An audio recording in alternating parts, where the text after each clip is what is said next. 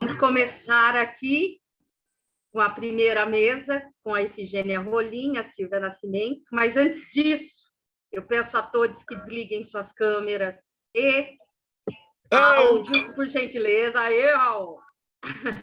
Desliga aí, Raul. Né? Até para organizar aqui a transmissão para amanhã, que é pelo YouTube. Hoje estamos aqui pelo Zoom. Então, por gentileza, desliguem suas câmeras e áudio. Aguardando para começar.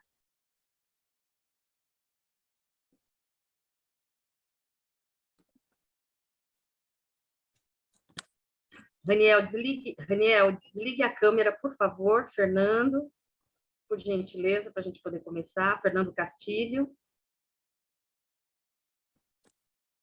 Bom dia, Leandro. Bom dia, Fernando. Vocês podem desligar a câmera, por favor? Só ir no íconezinho que tem isso, tem a câmera e desligar só para a gente. Aê, começamos! Bom dia, bom dia.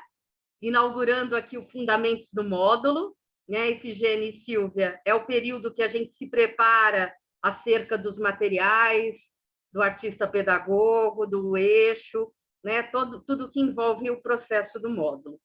E hoje nós estamos aqui no dia 10 de março de 2022, com Silvia Ramos Bezerra, que é doutora em Ciências da Comunicação pela Escola de Comunicações e Artes da Universidade de São Paulo.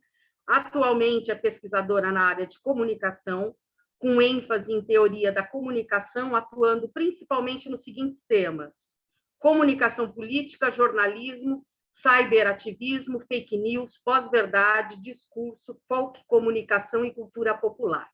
E hoje a Silvia vai falar para a gente sobre uma personagem importantíssima de Cuiabá, que é o Zé Bolo Flor. Né? Daqui a pouco ela se apresenta e traz essa figura da rua, da poética da rua aqui para nós. E temos, com muito prazer e honra aqui também, Efigênia Rolim, artista popular, escultora, poeta, contadora de história e estilista. Nascida em Abricampo, Minas Gerais, em 1931, reside em Curitiba desde a década de 60, reconhecida como a rainha do papel, por utilizar principalmente papel de bala nas suas esculturas.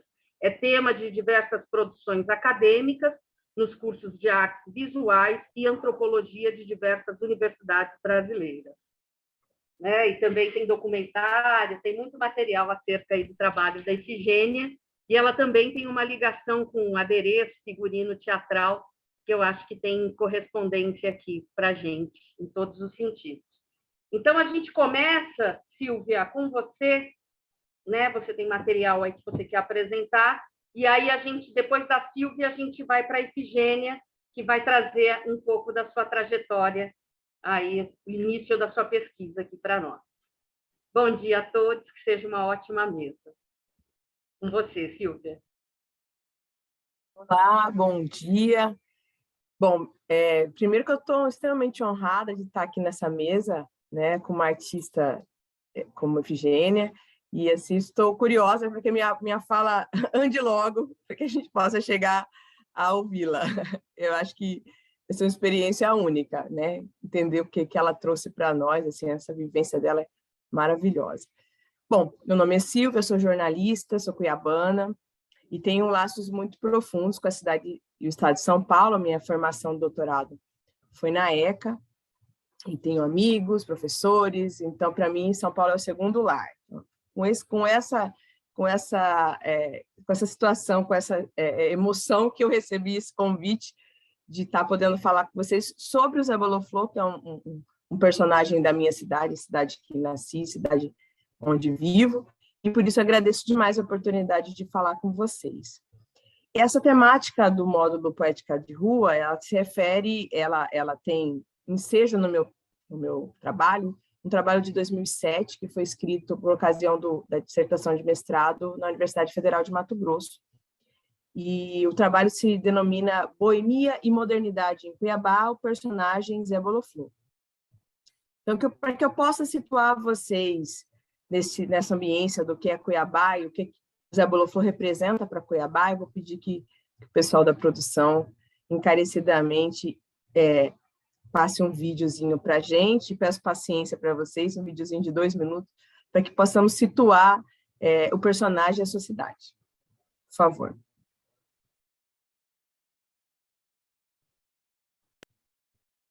Bora lá! Jupes 2000.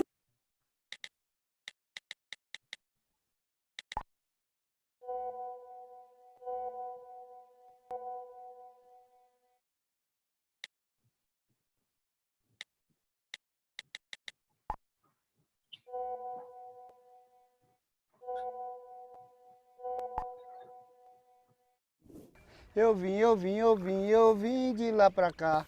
Eu sou de Cuiabá. Eu vim de lá pra cá. Eu sou de Cuiabá.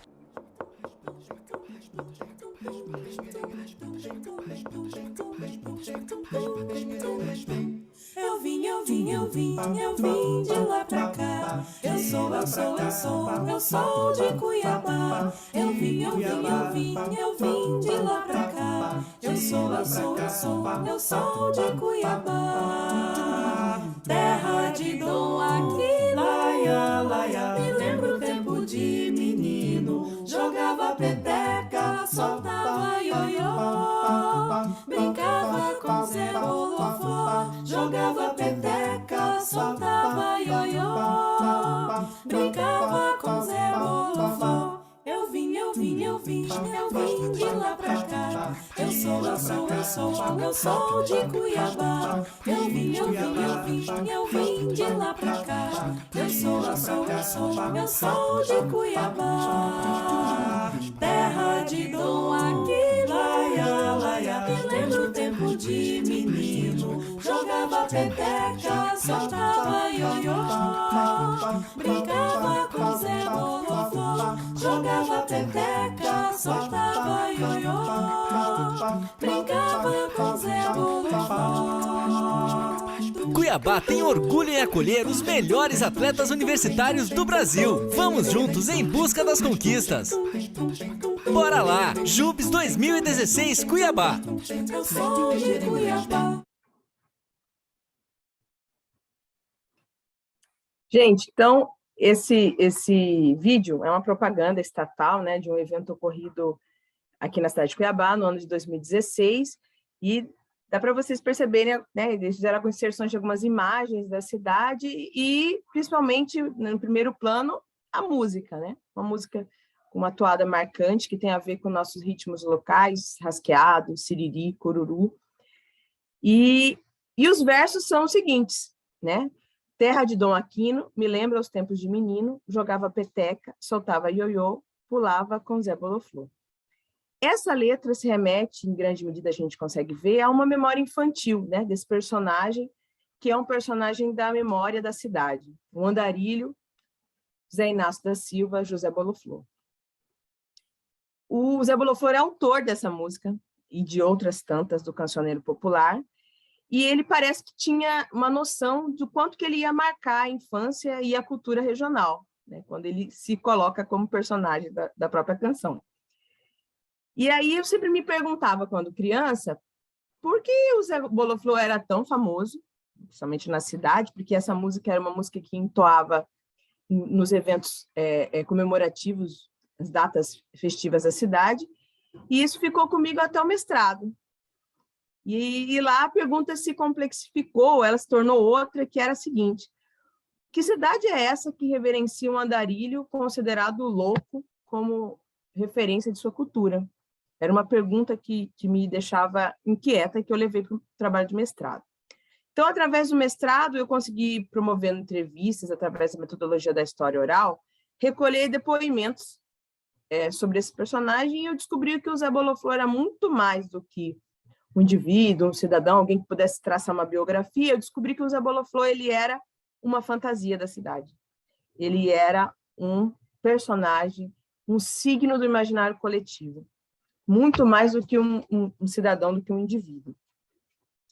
E Cuiabá é uma cidade que se destaca, e essa contradição aparece na vivência da cidade, porque é a capital do agronegócio, é capital do estado onde existe o maior rebanho bovino do Brasil, e talvez seja liderando no mundo também, mas também é a cidade que ficou conhecida recentemente pela fila dos ossinhos, pela fila, enfim, aquela fila indignante das pessoas recebendo ossos, né, de um açougue para poder ter alguma refeição com proteína no dia. Então, são contradições que revelam como é cheio de contrastes essa cidade que elegeu o Zé Boloflor como um signo cultural. Bom, assim como uma cidade, portanto, o Zé Boloflor tem duas faces.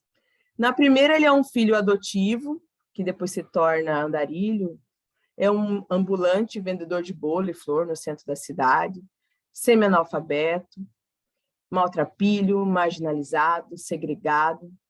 No fim da vida, ele é considerado louco, ele é internado no hospital psiquiátrico Adalto Botelho, que é o hospital da nossa cidade.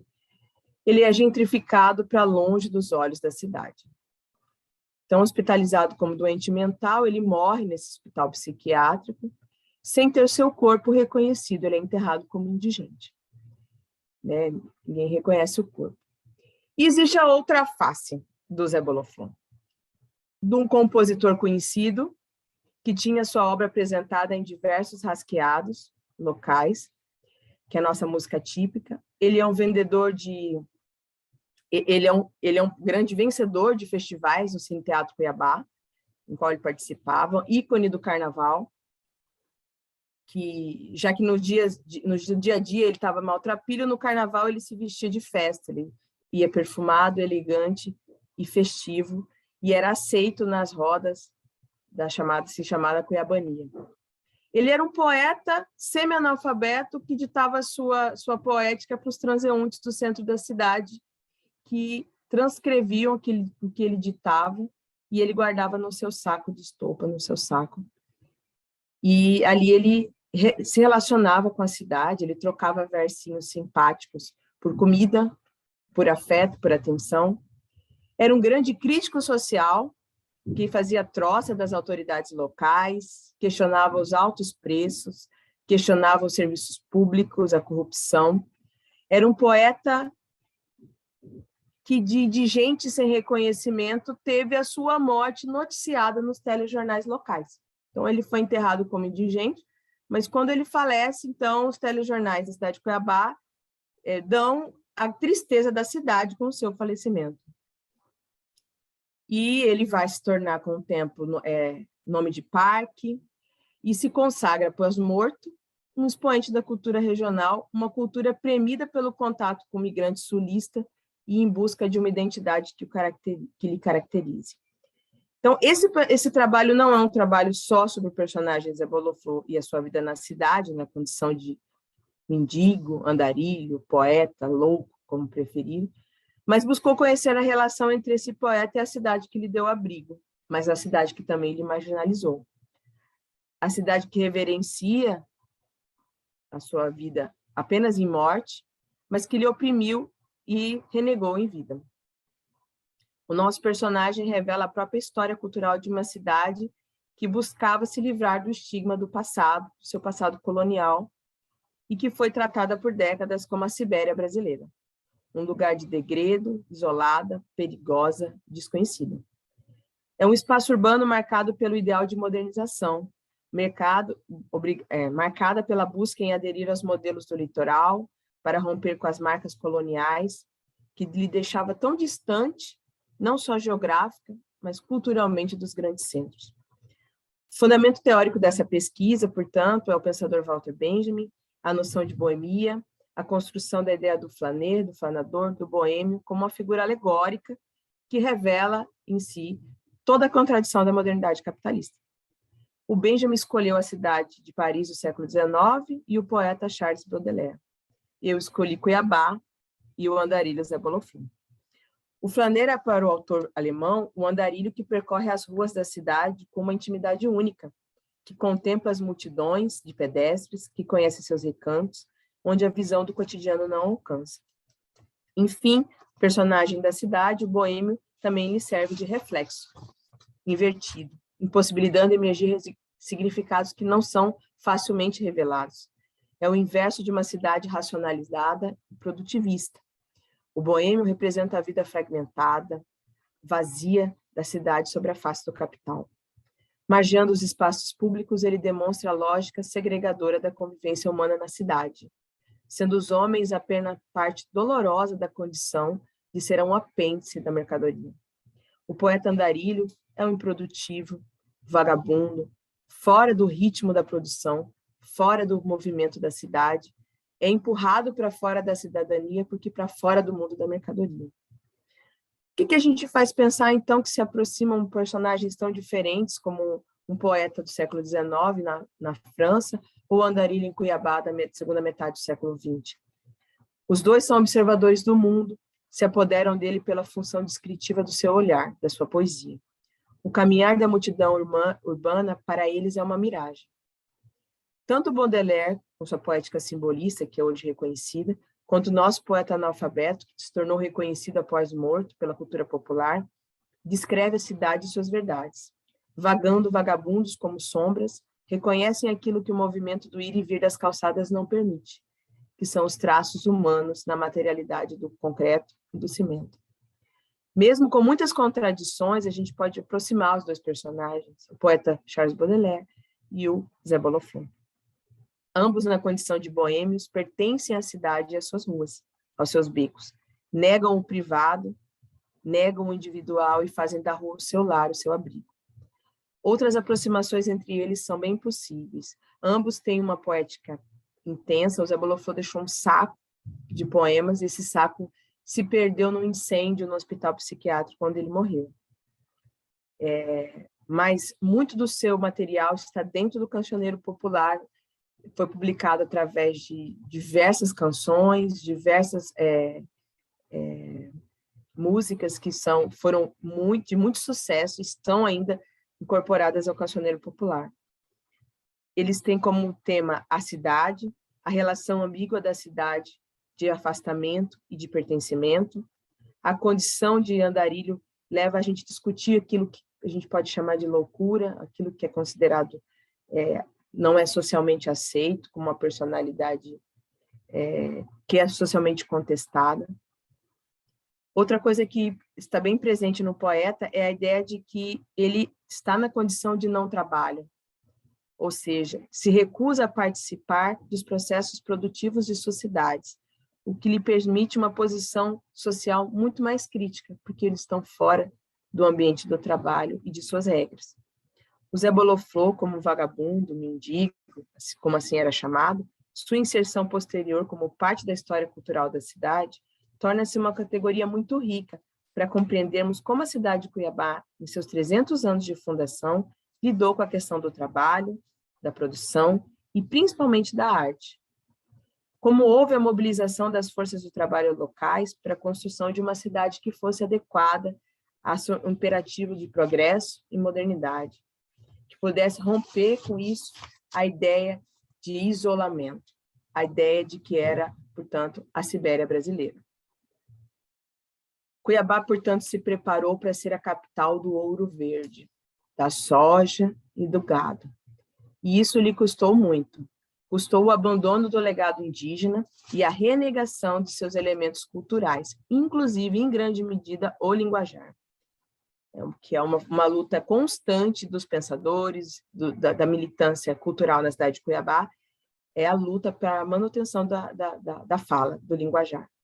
E essa renegação começa com o processo de modernização da cidade e a tentativa de torná-la adaptada a essa modernização capitalista e torná-la o que se tornou posteriormente a capital da soja e do gado.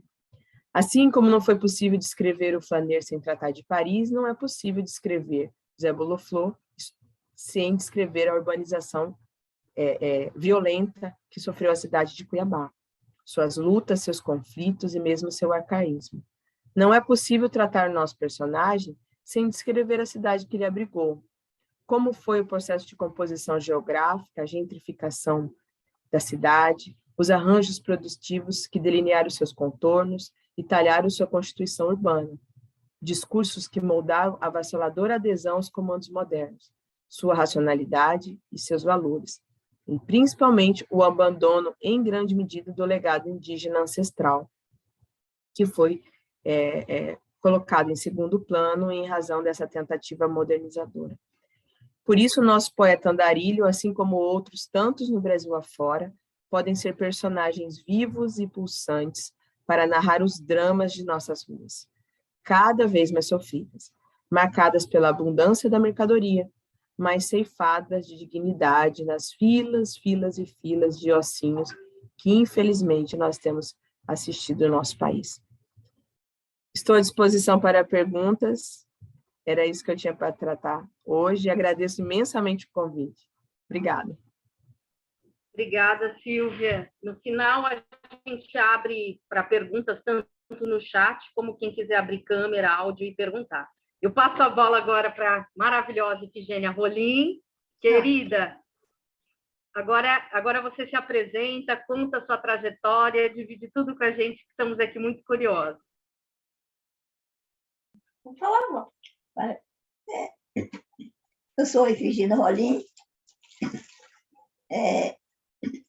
São 90 anos de primavera, 31 anos de pé no caminho, falando, contando história, bagunçando tudo, baguncei o coreto. Então, eu tenho a maior alegria do mundo se você me convidar, né? Como eu disse aquela hora, assim, lembrar do passado é viver o futuro, né? Coisa muito bonita. Então, eu sou mãe de 9 filhos, né? São 16 netos e 6 bisnetos. Tem tataraneto. Já está com 5 aninhos já, meu tatara. Então, a minha família está aí, né? Então, eu já era bagunçada, nasci com 7 meses, né? Nasci de 7 meses, nasci de 21 de setembro de 1931. E daí ninguém sabia o que fazer com aquele bichinho, né? Que era criancinha. Não valia de nada, né? Uma semente, né? A sementinha, eu considero assim, né? Então, fora nisso, eu trabalhei muito na lavoura, muita lavoura. Brinquei muito de boneca, cantei bastante roda com minhas amigas, minhas amigas crianças, minhas primas, né? Papai morava numa fazenda, e daí, era muita bagunça mesmo, né? Mas então, vou começar por aí. Então, depois eu me casei, um homem muito adorado, né? Muito amado, que me deu 9 filhos, né? De presente, né? Ele lutou muito para criar esses filhos com muita pobreza, né? Viajei muito, mudei muito, mudei para um lugar para melhorar.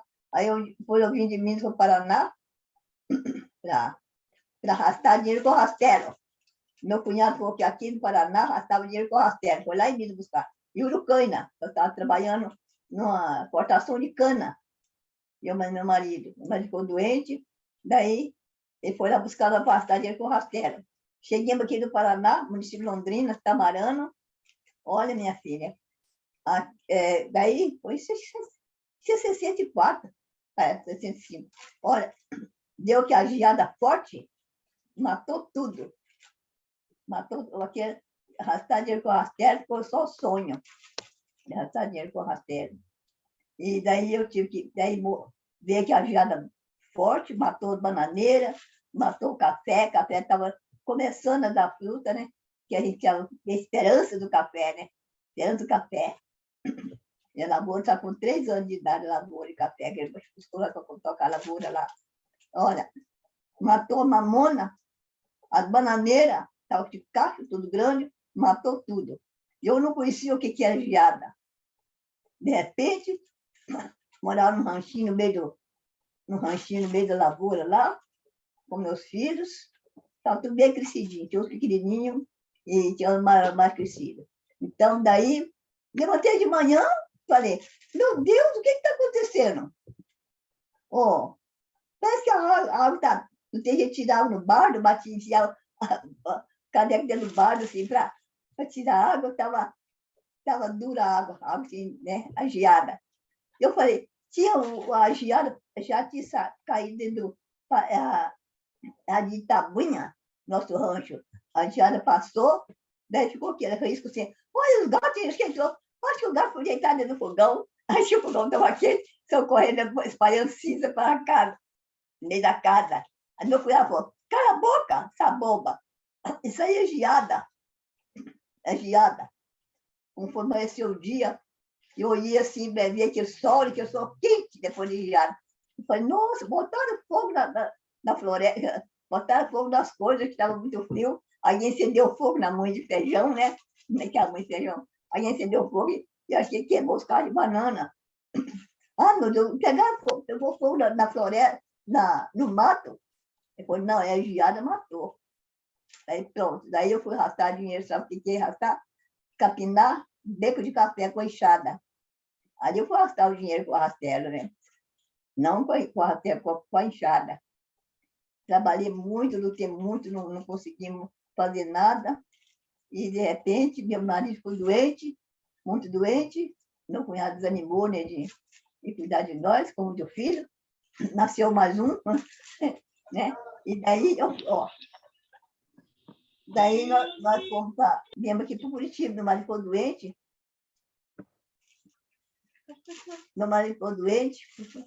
Pode continuar. Pode continuar.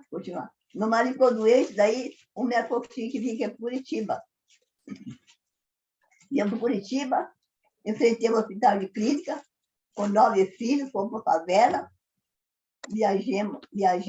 Aí cheguei aqui em Curitiba, daí fomos a minhas filhas ficou lá em Tamarana, a maior estava trabalhando na casa de família, e eu vim só com meu marido e duas crianças pequenininhas, um no peito, mamando no peito, e o outro estava andandinho, e o outro estava com 5 anos. Você tinha um de 3 anos, um de 1 ano e meio, um ano, e um com 5 anos. E eu enfrentei ir para o albergue, depois do albergue, não aguentei ficar no albergue. De repente, aconteceu que eu tive que sair do albergue. Falei, não, eu tenho morador de rua, também vou morar na rua. Não é vergonha, não. Nem vou ficar com vergonha do outro. Eu posso morar na rua com meus filhos. Daí saí dali, do albergue, sem roupa, só não estava pelada, né? Não tinha roupa para encarregar, porque tinha roubado, pegado tudo a roupa que eu tinha levado. E daí cheguei na catedral, e está com a catedral mais rica, né? Catedral Nossa Senhora da Luz.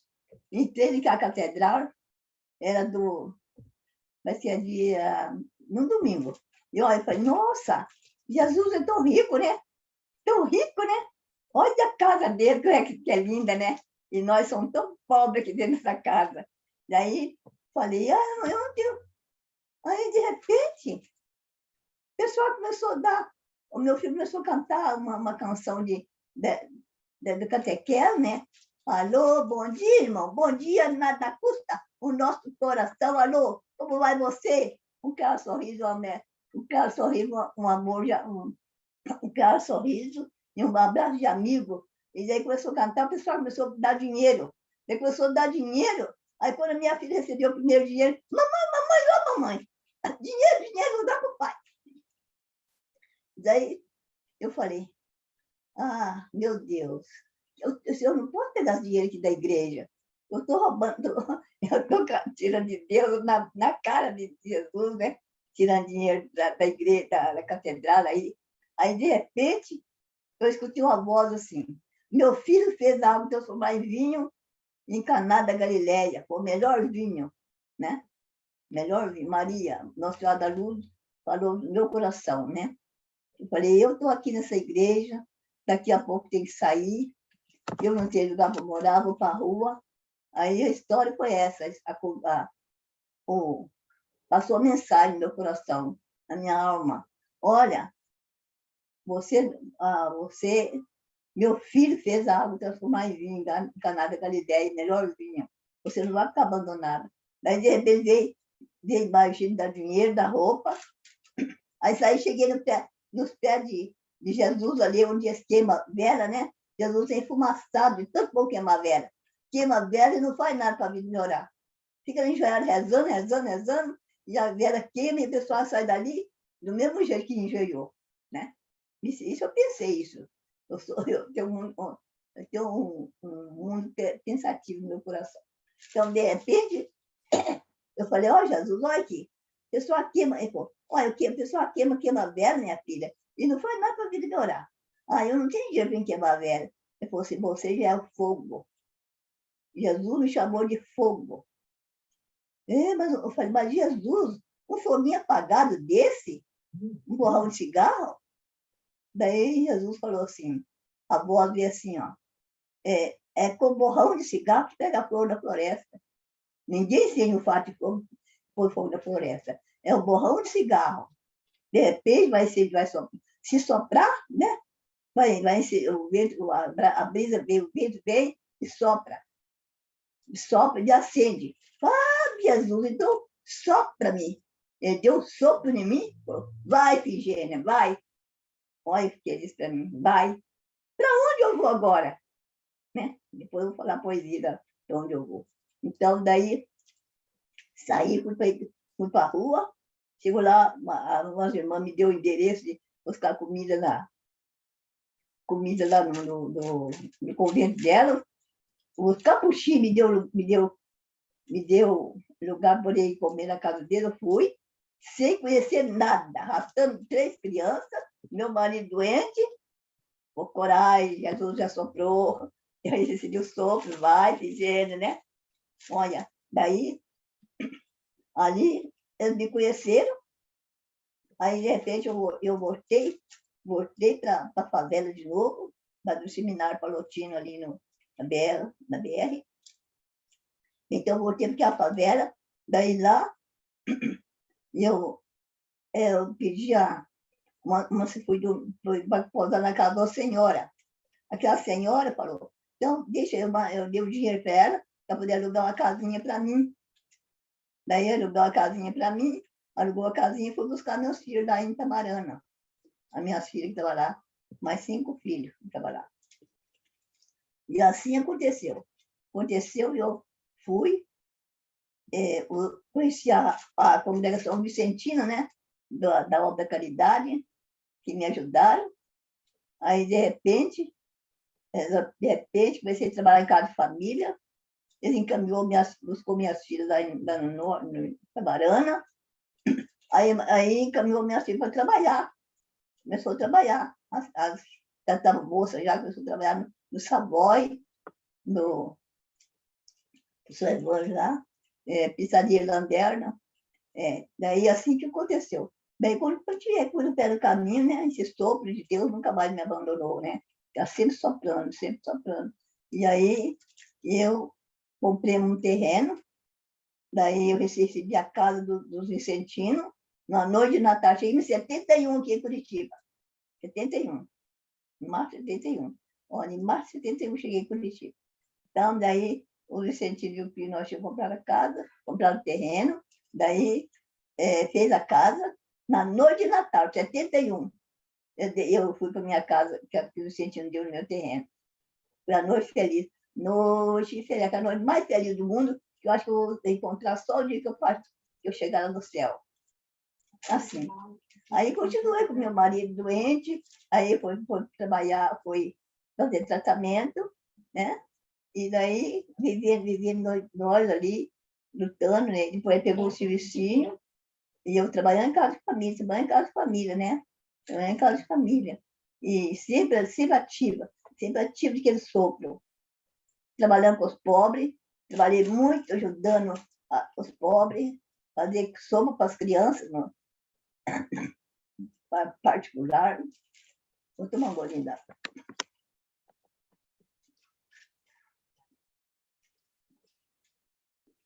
Se você achar que é para mudar de história, pode falar. Não, é delicioso te ouvir. As pessoas estão escrevendo aqui no chat maravilhosa, te pediram bênção, queriam te abraçar. Os estudantes, as estudantes estão aqui super envolvidos na tua conversa. Então, eu acho que a partir desse sopro, Ifigênia, contar para a gente como foi essa tua paixão com a reciclagem, com a criação artística, né? É, porque eu acho que você já deu um gancho bonito aí nesse sopro. É muito longa a história, né? Se for contar, vou ficar aqui amanhecer amanhã contando história. Eu sou muito faladeira. Então, daí, graças a Deus, né? O surdo e mudo tem que fazer gesto, né? E a gente fala. Então, aí, graças a Deus, aí meu marido faleceu, né, em 88. Daí, quando ele faleceu, eu fui procurar a Fundação Cultural, eu tinha umas poesias na minha cabeça que não conseguia sair. Já nasci poeta mesmo, né? Eu nasci poeta. Eu nasci já com o dom do Espírito Santo, como poeta. Então, eu fui para a feira, fui lá para a Fundação Cultural procurar como é que podia fazer para escrever um livro, né? O livro era do meu filho, de Geraldo, que escrevia cadeira de roda. Ele estava na cadeira de roda. O Geraldo é o deficiente, o filho mais velho, tem deficiência física. Então, daí, eu cheguei lá, fui para a feira, aí não, você pode em poesia, aí nós fazíamos o livro, mas em redação, não. Eu tenho umas coisas na minha cabeça. Daí, fui para a feira de poeta lá, numa casa de poeta lá, aí comecei a fazer poesia, escrever poesia. A maior alegria da minha vida. Assim, começou assim, nascer mais semente. Já não era mais só aquela árvore. Era mais semente caindo e nascendo, né? Nascendo semente. Então, foi muito bom a minha entrada na arte. A primeira encontro que eu fiz de poeta foi no Teatro Guaíra, Brasil Chipans. Eu escrevi uma poesia: quanto menor o caminho, é maior o meu carinho. Eu sou a roça, seu espírito, no mesmo caminho. Daí, não, mas isso aqui é poesia. Eu estou com um projeto, né? Eu estou com um projeto no Guaíra e eu vou brigar para você entrar. Daí entrei lá para poder me dar o material para eu trabalhar, né? E daí comecei, entrei em 1990, na semana do meu aniversário. Passei o aniversário lá dentro do Teatro Guaíra. Quem diria, né? Aquela pobre coitada, que vou dizer, né? Pobre coitada do poeta, né? Então, daí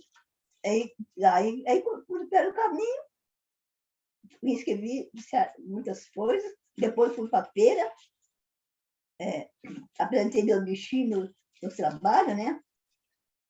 Apresentei meus trabalhos, daí fui para a feira, fiquei 17 anos na feira, cantando, dançando, pulando, falando poesia. Para isso, o artista popular, o poeta de rua, ele não tem papo, né? Ele fala na rua mesmo. Que a Cora Coralina era uma grande poetisa, né? Ela só escreveu, né? A Helena Colodi, uma grande poetisa, né? Até da Academia de Letras, né? Mas ela não falava poesia na rua. Ela escreveu para colocar ali na biblioteca pública. Quem quer me conhecer, lê o livro. Mas não é ler um livro que conhece o outro. Não é ler um livro que conhece o homem. O homem você tem que conhecer de dentro para fora. Né? Adentro. Então, eu comecei. Daí não sei se eu tenho a história que eu quero passar para vocês, né? Mas então eu fiquei muito feliz, vou dizer de novo. Então eu fiquei muito reconhecida.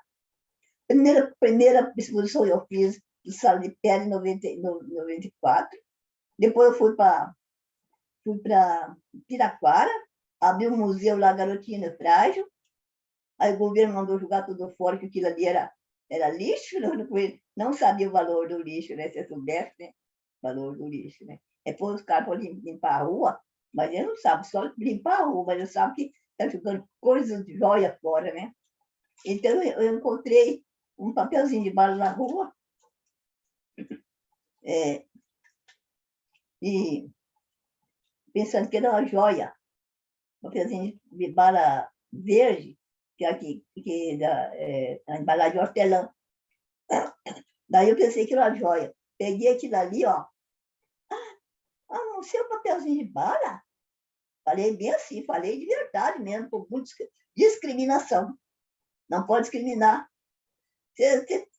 Aquele que caiu no chão, não pode falar, você está deitado aí, porque só amanhã eu vou estar deitada naquele chão, né? Ninguém sabe, né? Que amanhã, quem sabe o dia de amanhã, né? Então, daí, eu peguei e falei, não, mas você está dando o mísero caído, que perdeu o recheio, Pernambuco pela rua. Daí eu senti, o mísero caído que eu senti foi assim, né? O homem que trabalha, e depois ele quer mudar de versão, mudar de história. Ele vai para a rua vender, vai para a rua fazer outra coisa que dá bastante dinheiro, né? E para dar bastante dinheiro não é fácil, né? Então, daí, quem perdeu o recheio.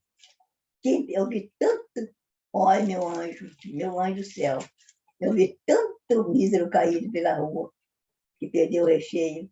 Aí comecei a ver, assim, o ser humano, quando ele perde a noção que o pouco dinheiro vale mais do que o muito, o pouco dinheiro é meu, o muito é do outro, né? Você sabe disso aí, né? Então, daí, eu comecei a catar papel de bala. Catar, achei o chinelinho na rua, olha, ó, o chinelinho ali na rua, catei o chinelinho, eu fiquei louca mesmo, né? Daí, de repente, aquela deu uma brisa, um vento, né? O papel de bala começou a brincar comigo, me insultar, né? Brincar comigo ali perto daquele bondinho que tem na rua 15, na Boca Margarita ali, tem aquele bondinho que as crianças recolhem ali para poder ir para a creche, né? Que as mães deixam lá para ir fazer compra. Então, eu peguei e fui levar. Aí escorreram tudo e caíram no bueiro. Ali onde sai na Praça Zacaria. Falei, por que você caiu aí?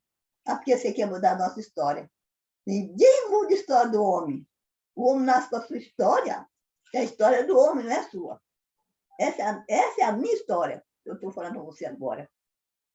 Não é a história da Efigênia, né? É a história do único. Nós somos únicos. Presta atenção, meus amigos, meus irmãos que estão por aí ouvindo. Nós somos únicos. Não repete. Né? Então, você vai pegar, nós queremos mudar para fazer cavalinho, bonequinha, né? Mas nós queremos ser papel, quer ser um mísero caído mesmo. Mas por quê? Eu fiz uma interrogação para Deus, né? Por que eles querem ser o mísero caído? Eles têm que cumprir a profecia. Existiu, ó, minha filha, Efigênia. E você, o nome dela? Não. Nem é seu nome? Ó, então, daí, ó. Existiu existe hoje e vai existir amanhã. Você não vai dar conta dos míseros caídos. Mas se você salvar um por dia, no fim do ano, são 365 membros que você salvou. Você tirou do mísero ali, do chão, né, do relento, e você formou uma parte ecológica. Essa ecologia é muito linda. Alguém fala ecologia, mas não entende o que é ecologia. Ecologia não é juntar um montão de lixo por lá.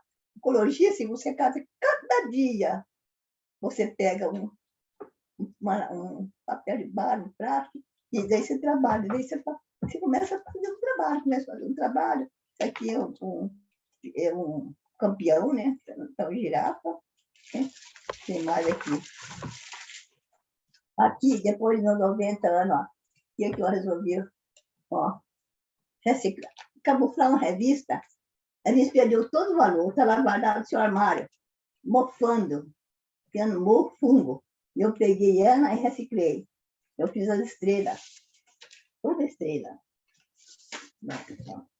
Então, e estou trabalhando nas revistas recicladas, camufladas. Então, daí que eu fui para o caminho e fui embora, né? Mas daí agora eu vou...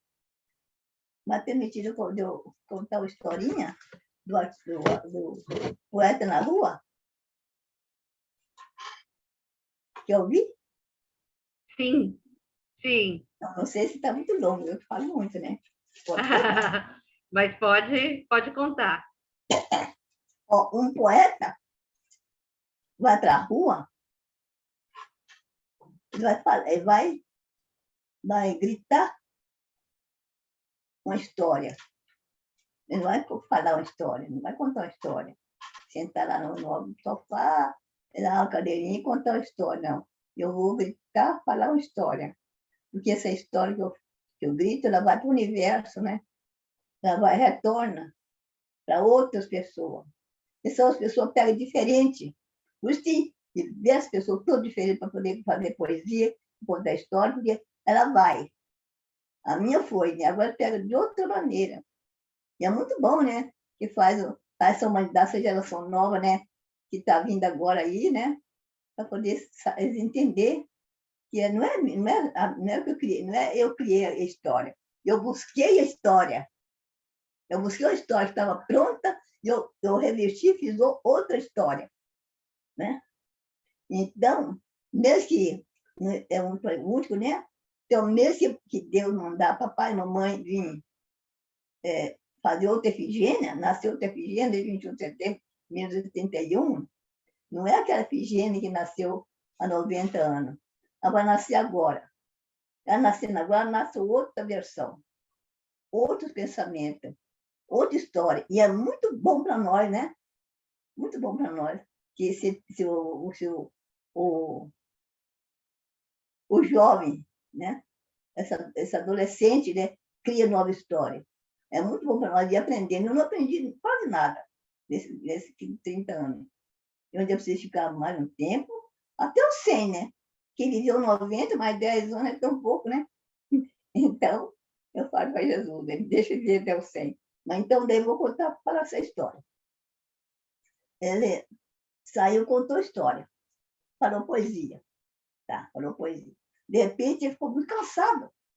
Não, ó, hoje por hoje, não estou falando para você agora, não. Ele falou lá, o nome dele é Batiste. Batiste estava cansado de tanto falar e o povo ouvir.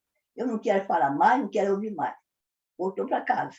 Chegou em casa, tomou um banho, foi deitar. Não foi dormir, não, foi deitar. Estava muito cansado. Deitou, dormiu. Dormiu. De repente, ele foi um sono só.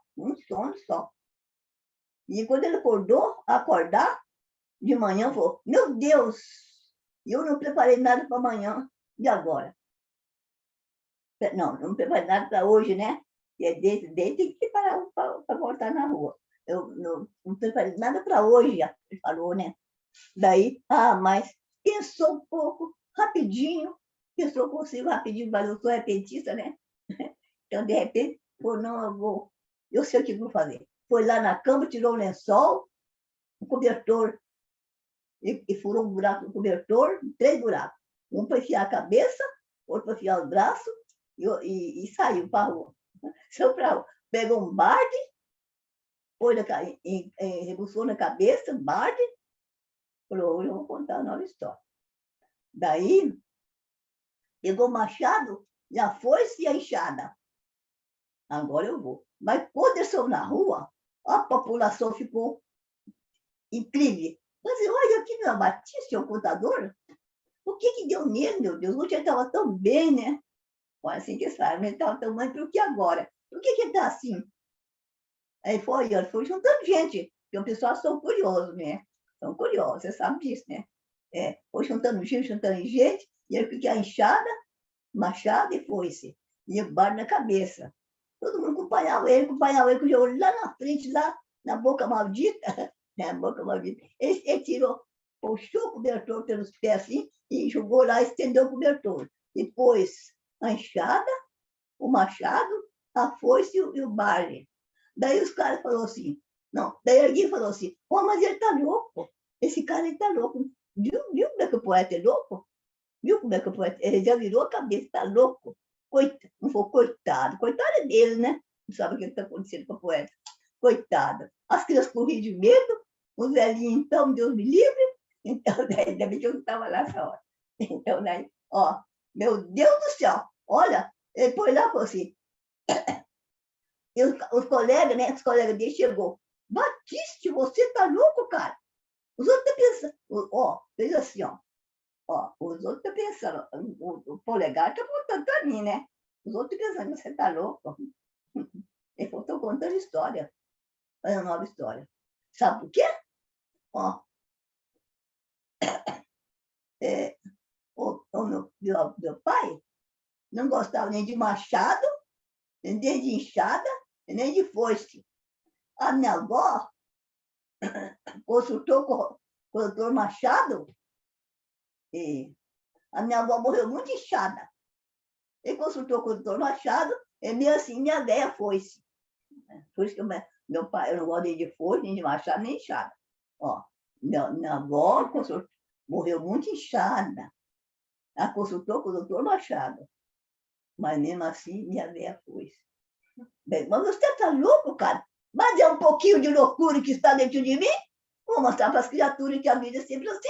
Eu não... Pô, agora já tem público. Agora já tem público. Eu estou gente, né? Agora já tem público. O poeta tem que falar para o público, né? Agora já tem público. Falou assim.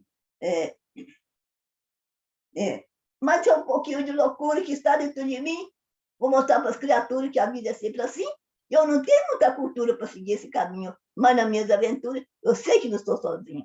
Eu não sei para onde vou, ninguém sabe de onde eu vim, mas se Deus me convidou, vou ficar até o fim. Pela rua isolada, ninguém me conhecia. Eu sentava nas calçadas, eu declamava poesia. Nem tudo que diz é verdade, mas pode ser verdade o que diz. A maior felicidade é saber ser feliz. Felicidade tem que acreditar.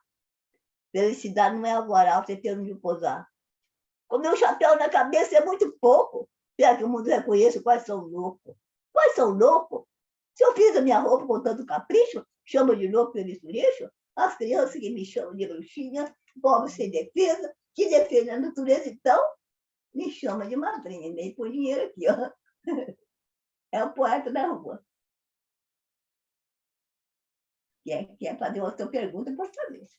Muito bom, excelente te ouvir, Ifigênia.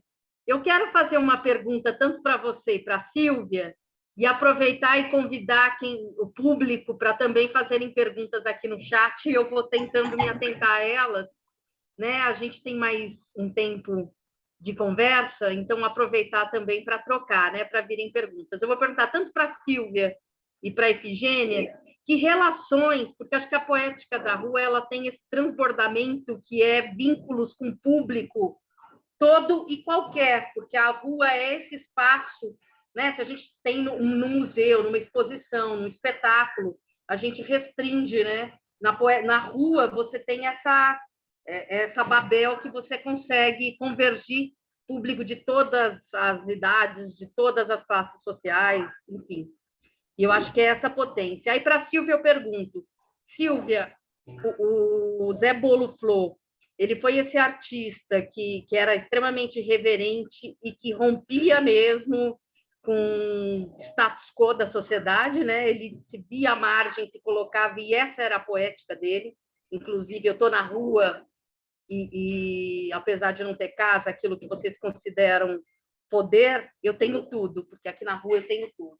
Então, quais os vínculos que ele teve com esse público, como ele ficou no imaginário das pessoas de Cuiabá, né? Que redes, o que teceu, assim, o que era falar do Zé Bolo Flor, assim, o que ficou nesse imaginário. E para Ifigênia, né? Você ficou 17 anos na feira contando história, depois você foi fazer vários objetos, adereços, figurinos. Como que foi esse vínculo? Você reencontra as pessoas lembram das suas histórias, né? É um vai e vem entre gerações, criança que você encontrou, hoje está adulto, como é que volta? Eu acho que a rua tem essa potência, né? O trabalho na rua tem essa potência de vínculo com a plateia por um longo tempo, quando você faz um trabalho de longo tempo. Podemos começar com a Sílvia, a gente vai para a Ifigênia. Deu para entender, Ifigênia? Chegou bem aí o áudio?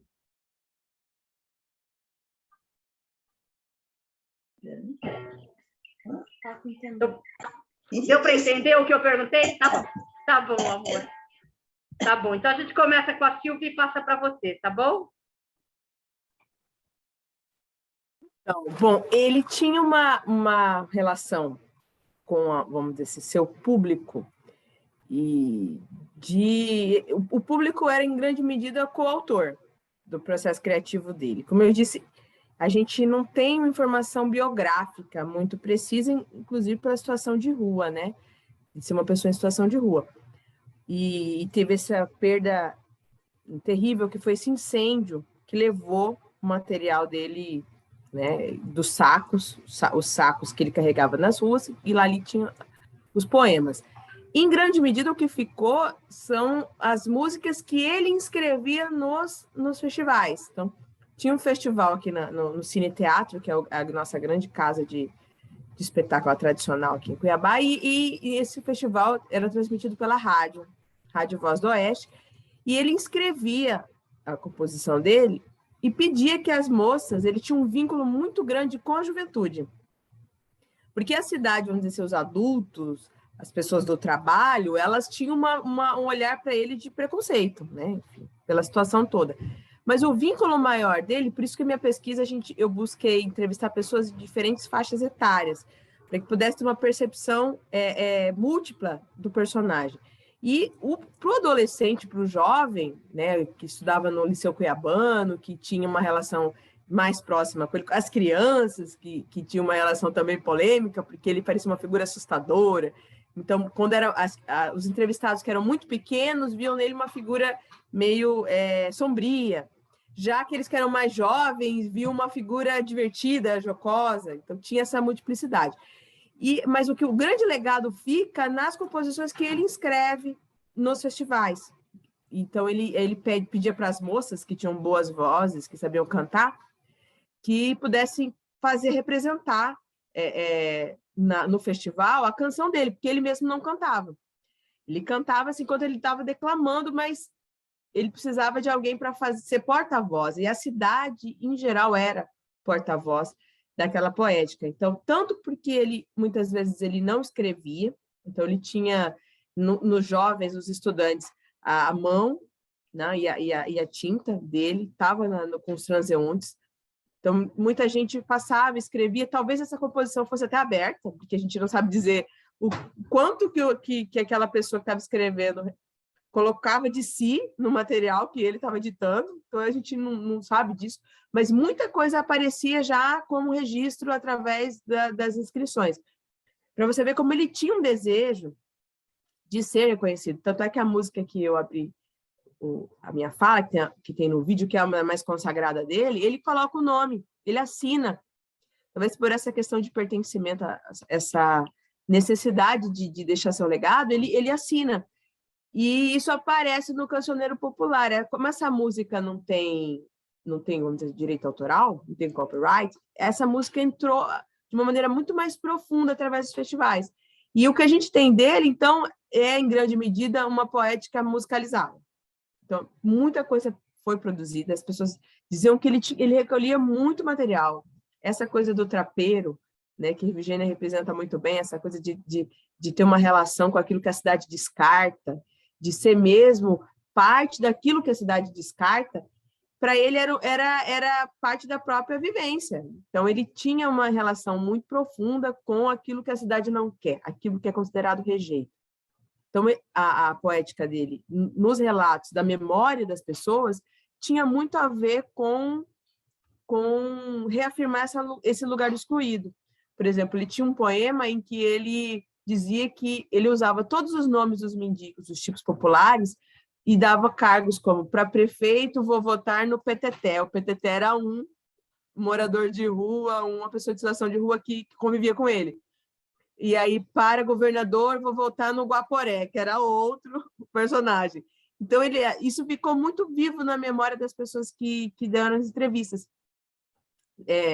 A primeira entrevistada tinha na faixa dos 50, 60 anos, e o último, 90. Então, a gente conseguiu fazer um espectro muito grande para analisar. E essa relação com a cidade, ela era aberta, ela era viva, mas ela também era polêmica. Ela era...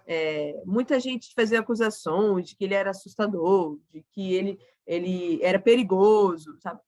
Aquilo mesmo que o litoral enxergava na cidade era como a cidade enxergava nele. né? Ele tinha essa posição do degradado, do homo sacer, daquele que não pertence, ao mesmo tempo pertence, né? Assim que a cidade se sentia em relação aos grandes centros, e assim que ele era tido na cidade. Então, uma coisa que me chamava muita atenção na memória, ao resgatar essa memória daqueles que foram entrevistados por mim. Maravilha, muito bom ouvir. Ifigênia, é com você agora. Conte para a gente essas memórias da relação com o público. Está desligado isso, agora sim. Pois é, como é que é?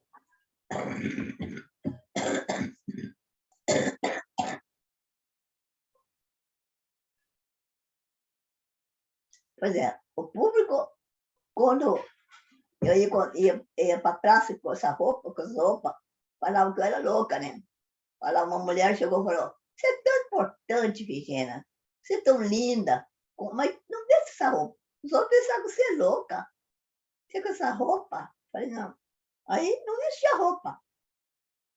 Aí, depois, chegou um cara para fazer uma matéria minha, né? Então, ele falou assim, você não está de roupa? Não. Então, ó, eu vou fazer uma matéria. Eu estava louca, ia que ter que falar de matéria, e já voava uns 10 quilômetros a mais para poder fazer matéria no começo da minha carreira. Daí eu peguei e vesti a roupa. Daí eu fiz mais um pouquinho de loucura. Será que ela é normal? Será que ela é normal? Será? Ela vai vestir na roupa? Ela vai ficando louca para mostrar seu cultural? Será que ela é normal? Será?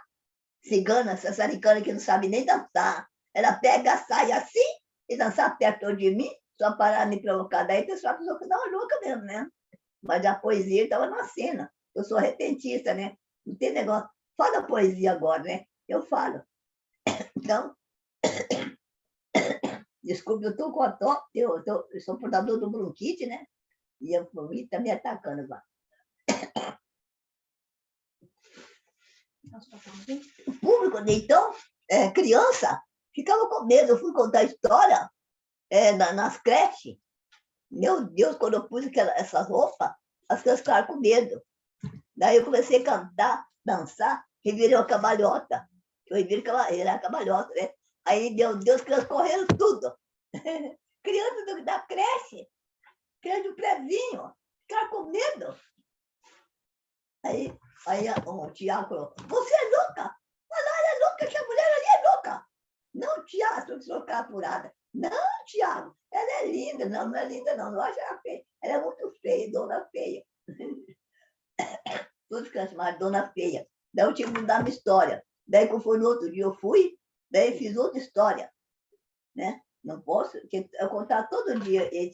Era tempo do prefeito Tony Burke, né? E pus nós na rua, eu e o Hélio Leite, na rua, contar a história. Nas creches, né? Daí, então, eu peguei, mudei a história, mudei a poesia. Lá na minha escolinha, todo dia, sempre assim, a minha professorinha está sempre perto de mim. Faça a minha travessura, mamãe não pode saber. Professora, a vida ou doçura, eu quero mesmo viver. Eu peguei o meu giz, todo mundo. Peguei meu giz.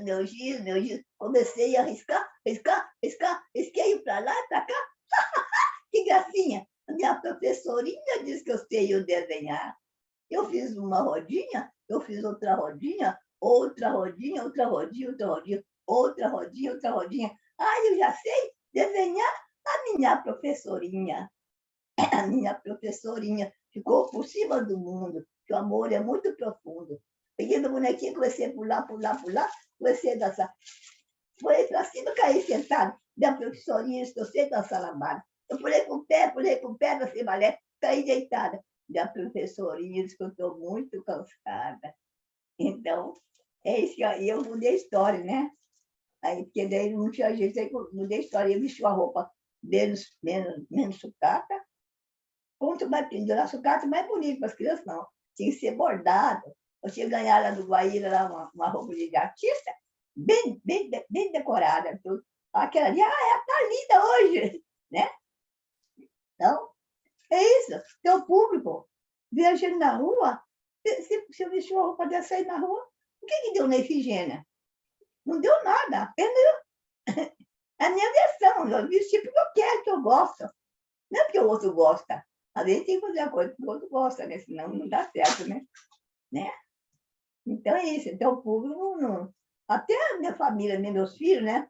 Eles não aceitam muito assim. A mãe vestiu com essas cartas. Agora estou com importante, né? Agora já gosto, já me ajuda bastante, né? Mas no começo era duro. Porque ia para a feira, aí eu ia para a feira, aí a mulher fala assim, coitada, o que ela está fazendo com aquele lixo, né? Eu olhei e falei assim, coitada, você vai ver daqui a pouco, coitada. Aí eu fiz uma exposição na sala de pedra. Aí a mulher dizia, coitada, foi lá ver a exposição. Que é essa exposição aqui? É minha. É você que faz essa exposição aqui? É eu. Aí eu fiz assim, tinha um boneco que é o Drode. Aí o Drode, ele batia assim, até lá em São Paulo, o doutor Roberto tem umas obras, tem 116 obras minhas lá da ONG, né?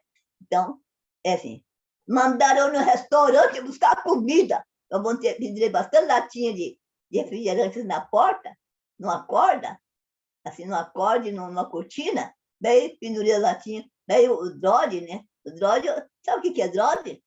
Sabe o quê? É pessoa que diz que vai fazer e não faz. Ah, pai, eu vou. Ó, pai, eu vou. O pai dele trabalhava fazia móveis para creche. Vem aqui, Lourenço.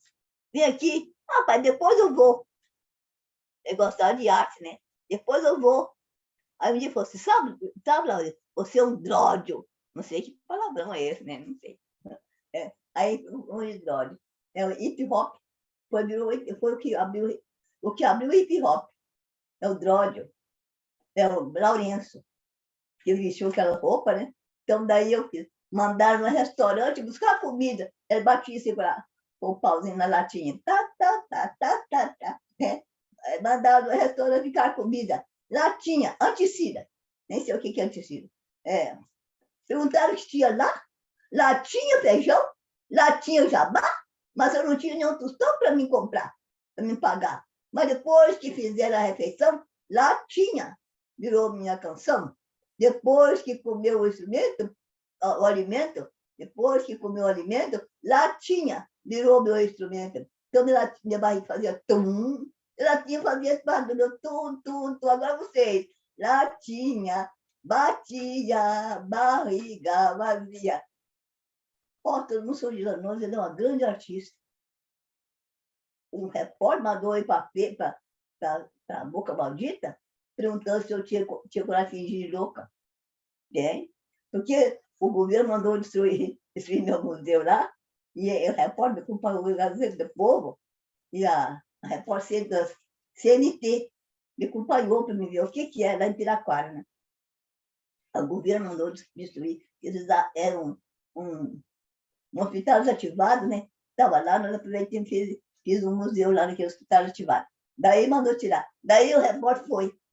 Aí eu falei, cheguei lá, voltei na Gazeta, divulgaram nas coisas fora. Daí levou eu lá, peguei no boneco sujo, tudo, a roupa tudo sujo.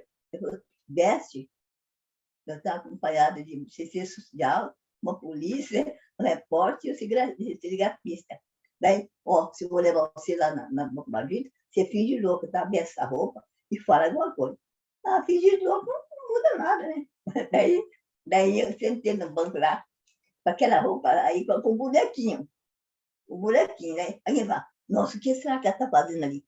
Aqui é Efigênia? É Efigênia que está ali? Aí eu mesmo, né? Não dou sono. Daí, de repente, peguei o boneco. O que é isso aqui? Meu bonequinho. Boneco? Satanás. Satanás. Aí tá. Depois eu falei assim, você sabe tocar? O repórter cinegrafista que não me conhecia. Eu sou público vinha. Né? Aí ficava de longe lá, fotografando e olhando. Daí, de repente, eu falei assim, eu tenho que cantar uma canção. Peguei assim, eu canto muito. Você canta? Canto. Alguém perguntou, a senhora canta? canto. Eu canto muito e não sei tocar. Só toco muito na hora de jantar. Porque eu pego meu prato para fazer uma refeição, eu acho muito chato não dividir meu pão.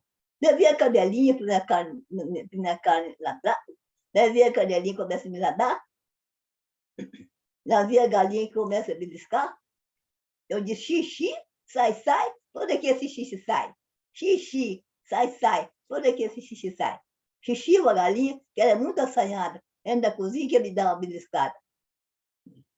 A minha sogra, lá na taipa do fogão, comendo gororó misturado com feijão. Aprendeu piada. Chuchu, xixi, sai, sai. Onde é que esse xixi sai? Xixi é uma galinha. Quando ela me belisca, fica toda arrepiada. Mas como é que a gente fica com a galinha apaixonada? Xixi, sai, sai. Onde é que esse xixi sai? Pronto. Meu cinegrafista veio, o repórter, chegou, repórter. Aí vamos assim, ela não é louca, ela é uma pessoa artista, no caso do Rio de Janeiro. Estava lá, juntou muita gente na boca de Itapemirim cantar. Aí o repórter veio e falou, eu conheci uma semana. Uma semana que eu conheci, não chegou o fim ainda da história dela. Olha, pronto, que é reconhecida. Depois, você vai vingar? Vai fazer uma vingança contra o governo? Não, a vingança que eu vou fazer é continuar a fazer. A única vingança, continuar a fazer. Né? Daí fui para... Aí, de repente, passaram anos, foi em 94. Passaram anos, ele me chamou para poder ir para Brasília, representar os 500 anos. E o governo estava lá, ele viu na galeria lá no Brasília, representamos 500 anos com eu fiz uma oficina no positivo, né? E fizemos bastante arvinha. Uma doçura do Floresta Paranaense foi o Jamilé, né? Que teve Jamilé. Uma doçura do Floresta Paranaense. Né? Fizemos 19 arvinha, uma carta, temos do coisa lá, que governa. Então, ó, fui para Brasília representar também os pobres, que eu trabalhava com os pobres, fazia uma exposição lá. Daí, de repente, a mulher falou assim, está coordenando a exposição da conferência dos pobres. Eu estava lá no meio, eu estava trabalhando, já estava rica, né? Então, daí fui lá. Então, daí, chegou lá, Aí o governo falou assim, essa aqui é Efigênia. É apresentou para o vereador, na rua. Daí, ela fala poesia. Ai, coitada, né? Quando ele escutou a poesia, disse, eu fala poesia para não escutar.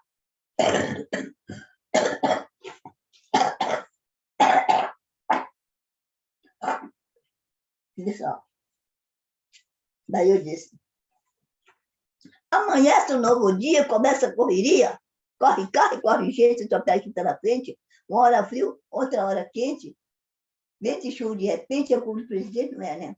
Se o roio-osso quebra o dente, se eu pintar o cabelo quebra o pente, reforçado é só corrente, presta atenção, senhor presidente, salário de fome que mata o gente da doente, vem morte muito carente, muita paixão enchente, ao menos o caixão, senhor presidente. Está pedindo caixão?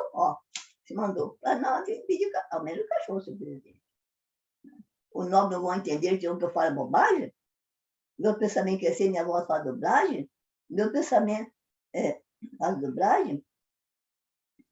Olha, meu presidente, prefeito, governador, porque o Brasil é tão carente, ele é um país de valor, o Brasil tem tanta riqueza, nome tão famoso, porque vê tanta pobreza, tanta criança idosa. Criança pela rua como lixo dele com aquela tão. Parece ter um capricho de morador, nem moradia, nem pau. Os pobres, os velhinhos, cansados de trabalhar. Que eles precisam menos um cantinho para ver ele morar. É duro trabalhar dia a dia, morrer de trabalhar, quando vem a aposentadoria nem para sustentar. A fome que nós sentimos não dá nem para acreditar, hoje até pão na frente não dá para comprar. Pode ler o livro todo, não vai demorar. Tá, isso é as poesias que nascem do poeta. O grande poeta. Tão pequeno e se torna tão grande, né? Não é Arthur que faz grande, né? Exatamente. E é maravilhoso te ouvir dizer Desculpa, que desculpa que eu estou Desculpa. tossindo, né? Mas está trabalhando um pouco. Não, respira um pouquinho. Não, é maravilhoso te ouvir que a nossa vingança é continuar fazendo o que a gente faz, né? E acho que é uma frase, assim, do que você disse, chave para a gente seguir firme em tudo que está aí, né? Agora é o momento, queridos, se vocês quiserem abrir câmera, perguntar. Eu tenho uma pergunta aqui do Gabriel de TP, que ele escreveu aqui para mim no chat, que é: estou vendo as duas falarem muito sobre, tanto do Zé Bolo quanto a própria Efigênia, serem vistas como pessoas loucas, né? Porque rompem com o que está aí, com o que está dado. Então, gostaria de ouvir o que é loucura para vocês e também qual a relação entre arte e o que elas definem por loucura. O que é loucura e qual é a relação entre a arte e a loucura. E aí, aqui, ó, chegou aqui a Andréia Maressa, de atuação, Flávia Ali, de dramaturgia. Se vocês quiserem abrir também, fazer pergunta, então a gente tem a pergunta da loucura, sobre a loucura, a relação loucura e arte. E aí a gente pode pegar mais uma pergunta aqui. Maressa, quer começar? Que você abriu primeiro? Não? Flávia? Fábio? Eu tô pensando ainda, porque é muita informação e muita emoção junto, assim, então eu não sei nem por onde eu começo. Não tem problema, não tem problema. A primeira coisa é agradecer pela oportunidade de estar ouvindo essas histórias todas, né? Tanto da Efigênia quanto do Zé Bolo Flor pela Sílvia, tudo assim,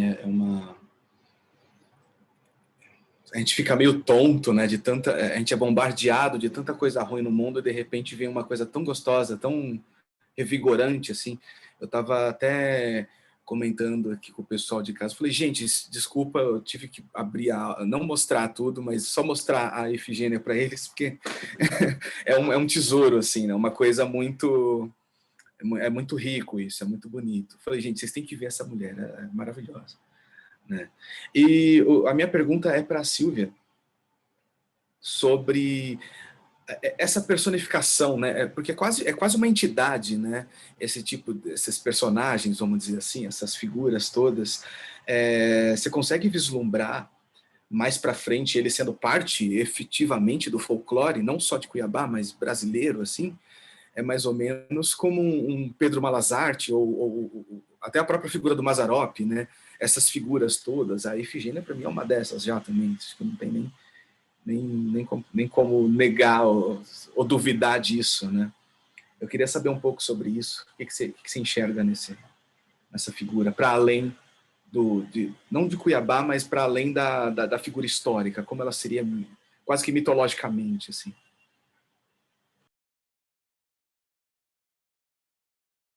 Acho que a gente pode, Sílvia e Efigênia, ficar com essas duas perguntas, né? Essa pergunta do Fábio mais direcionada à Sílvia, e acho que também um pouco para a Efigênia, e voltar na pergunta do Gabriel sobre o que é loucura para vocês, porque acho que a rua é isso, né? A rua, eu gosto muito de trabalhar com intervenção urbana, porque ela exige uma atitude radical, como a Efigênia conta para a gente. As pessoas a consideram louca, mas é com essa loucura que ela invade a rua, conta história, cria imaginário, né? E acho que o Zé Bolo Flor tem, né, radicalmente esse ímpeto também, teve, né, esse ímpeto todo durante o seu percurso na rua. Então, a loucura e a relação com a criação e a pergunta do Fábio. A gente pode começar com a Sílvia, passa para a Efigênia. Eu quero retomar um pouquinho o contexto da hospitalização do Zé Bolo Flor, porque isso aparece de uma maneira muito clara no meu trabalho, que o Zé Bolo Flor ele é retirado das ruas por volta do começo dos anos 70, quando a cidade de Cuiabá ela começa a viver um processo de higienização do centro histórico, um processo de... São várias medidas políticas e sociais que são realizadas na cidade para que a cidade comece a se delinear, se construir como aquilo que ela se tornou 30 anos depois, que é a capital do agro. Então, lá, nesse começo, nós tínhamos uma característica de ser uma cidade capital, mas que tinha uma vinculação muito forte com a cultura indígena, hábitos, vivência urbana, né, que rememorava o processo colonial e que tinha muita influência dessa tradição indígena, né? A população indígena no estado de Mato Grosso acho que a segunda maior, corrija se eu estiver errado, só perdendo para a população do Amazonas. Então, a nossa população, número de povos, a nossa população indígena era variada, diversa, com diversas línguas, e isso influenciou muito a cultura da cidade de Cuiabá.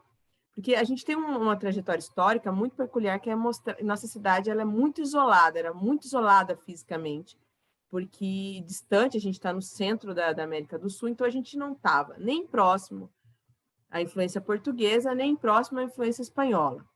O nosso linguajar, em grande medida, é mais influenciado pelo espanhol do que pelo português. Para vocês terem a noção da quão distante a gente estava no Brasil colônia da metrópole. Então, a gente teve, assim, várias expressões do linguajar têm relação mais com o espanhol arcaico do que com o português arcaico. Né? Por nossa proximidade com o Paraguai, a nossa vivência da Guerra do Paraguai, né? A Guerra do Paraguai foi no nosso quintal. A gente teve isso de uma maneira muito marcada. Tanto é que o Rasqueado é a origem, é uma música originada da confluência entre aquilo que se tocava em Cuiabá com aquilo que se trouxe, os soldados paraguaios que ficaram presos nos quartéis em Cuiabá, traziam e levavam para a região de Zona, região considerada, vamos dizer assim, que não era a cidade oficial. Então, nossa música já é fruto de um processo de muitas contradições, né? Ela origina na Guerra do Paraguai e dessa relação com a Guarânia, Paraguai e tudo mais. A nossa viola de coxo, o instrumento que a gente criou aqui. Então, a gente viveu muitos anos isolados, historicamente. E quando, na medida que o século XX se desenrola, o processo de modernização da cidade é muito violento. O Zé Boloflor vai aparecer no final dos anos 70 como um símbolo de uma cidade que precisou rapidamente abandonar velhos hábitos. Então, ele é internalizado, ele vai parar no manicômio local, no momento que outros tipos populares também vão parar no manicômio local. Outras medidas são tomadas, por exemplo, é proibido o banho de rio. E nossos rios eram extremamente limpos. O banho de rio foi proibido nesse contexto todo, justamente porque não era legal, não era conveniente, não era esteticamente agradável aquele projeto de poder, de modernização, de que tivesse uma população ainda tão marcada por valores e por comportamentos indígenas, como banho de rio, por exemplo.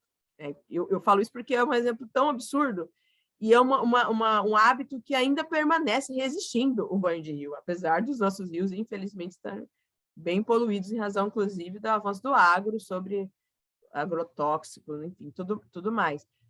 Né? A recente diminuição drástica das águas no Pantanal, que afeta direto nossa bacia. Então, a gente precisou, nos anos 70, num processo que a cidade estava se higienizando. Então, vamos usar esse termo. Estava se tornando uma cidade apta a receber uma avalanche de novos valores, de uma nova cultura que veio do sul e do sudeste e que precisava se definir. O Zé Boloflor, então, ele era absolutamente aceito no contexto da cidade, como eu disse. Ele pulava o carnaval, ele frequentava a igreja, inclusive a imagem que a gente tem dele, ele está na igreja, uma das imagens carregando o santo. Ele era recebido dentro da igreja, mesmo mal vestido, mesmo sujo, mesmo maltrapilho, ele era sagrado. Ele era aquele diferente, aquele louco, aquele excêntrico, aquele que escapava ao cotidiano da cidade, mas ele era sagrado. Então, que momento que ele deixa de ser sagrado? No momento que a cidade precisa se reinventar. Então, a gente vai ver a construção dos arranha-céus, a gente vai ver a construção de novas avenidas, a gente vai ver a construção do centro político-administrativo, vai tirar, então, o centro político da região do centro histórico e vai colocar num lugar fora. Então, a gente precisava de um processo que fosse eliminando aquelas figuras consideradas pelo poder e pelo capital como inadequadas. E o Zé Boloflor passa, então, a ser inadequado. Então, a discussão sobre aquilo que é loucura, aquilo que não é loucura, passa por um processo político, porque se o Zé Boloflor tinha questões de doença mental, fica perdido na história, na biografia incerta dele, que a gente não conseguiu determinar. Mas, na memória das pessoas, aquilo não incomodava. Aquilo não era algo que é considerado do ponto de vista da doença, era o ponto de vista da personalidade, da atitude. E com o processo de necessidade de romper com esses valores da cidade antiga, ele passa a ser considerado, portanto, alguém não adequado. Então, aquilo que para a cidade não era loucura até os anos 60, passa já a ser considerado algo inadequado, algo que escapa àquilo que o capital precetua. Por exemplo, a gente tinha uma situação muito grande, que era de todo mundo que vinha, que precisava ser adequado à força de trabalho, as escolas técnicas que impunham um trabalho forçoso. E os vagabundos, ou os loucos, eram aqueles que não conseguiam se adequar ao processo de trabalho. Aí eles eram liberados, eles podiam vagar pela cidade. Então, essa relação entre aquilo que é vadiagem, aquilo que é loucura, aquilo que é inadequação, tudo isso se mistura nesse personagem, né? E o que me chamou a atenção foi o fato de que a hospitalização dele, a retirada dele do cenário, acontece no momento das intervenções com a explosão da migração sulista para o norte do Mato Grosso, com a necessidade de novos aparatos urbanos, novos processos sociais da cidade de Cuiabá. Tudo isso coincide, historicamente, com a hospitalização dele. Então, o que é a loucura? Se a cidade, assim como dizia Drummond, né, se a cidade convive com cada cidade tem seu louco. O que era considerado, portanto, aquilo que escapava à lógica? Ele tinha algum elemento que era forçosamente inconveniente, que era alguma coisa perigosa? Bom, até os anos 70, ninguém considerava isso. Tão curioso essa pergunta é que o manicômio do Adalto Botelho, onde ele foi internado, que é o nosso hospício, vamos dizer assim, local, ele fica num parque na cidade de Cuiabá. Esse parque recebeu o nome de Zé Boloflor. Então, para você visitar o hospital psiquiátrico, o principal hospital psiquiátrico público na cidade de Cuiabá, você entra no Parque Zé Boloflor. Ele recebeu um signo de loucura, justamente, me parece a ironia, porque ele não era clinicamente, vamos dizer assim, não poderia ser considerado clinicamente louco. Ele vai ser internado porque ele não é mais necessário e adequado. O curioso é que a cidade, nesse processo, ela vai fazendo, vai ressignificando esses ícones, e no momento posterior ela retorna ao Zé Boloflor para ser incorporado como aquele elemento, aquele ícone da cultura regional. Então, tudo aquilo que eles colocaram para fora, que escapou à lógica da mercadoria, que escapou aquilo que se estendia como modernidade, aquilo que era anticolonial, passa a ser, então, o nosso símbolo maior. Então, Cuiabá é, portanto, uma cidade dos loucos, porque o nosso símbolo regional é aquele que era considerado um maluco.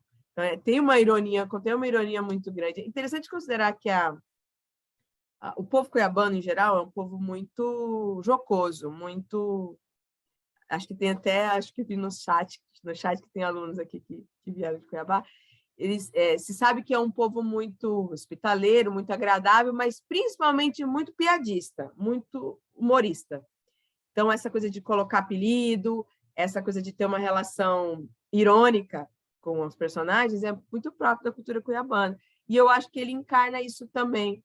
Então, todo mundo tinha o seu lugar naquele espaço.